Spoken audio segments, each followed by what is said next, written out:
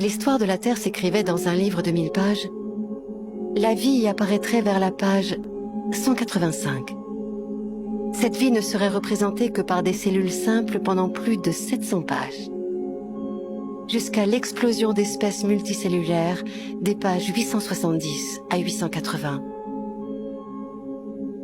La sortie des eaux ne se raconterait qu'à la page 916. Au cours de cette constante transformation, la planète a également subi 5 crises majeures, dont une il y a 250 millions d'années, au cours de laquelle la vie sur Terre a failli disparaître.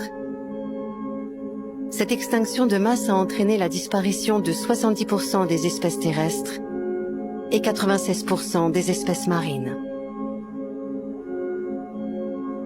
La planète a mis près de 10 millions d'années à s'en remettre et à reprendre l'inexorable danse de l'évolution, avec ses disparitions et ses nouveaux arrivants, comme cette fois-là les dinosaures, à la page 960 de l'histoire de la Terre.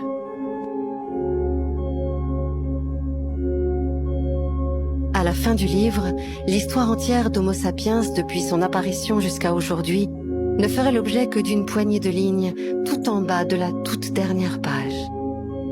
Sa présence sur Terre ne représente donc que 0,004% de sa très longue histoire. L'homme n'existe pas depuis bien longtemps, mais il n'est pas pour autant plus évolué. Toutes les espèces sont au sommet de l'évolution, et toutes sont parfaitement adaptées à leur environnement naturel.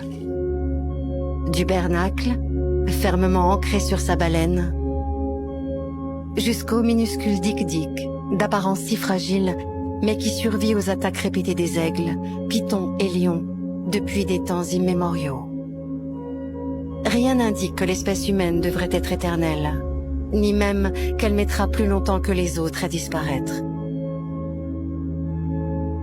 Le plus probable est que son passage sur Terre ne représente qu'un battement de cils à l'échelle de l'histoire de sa planète. Une durée dérisoire, presque insignifiante.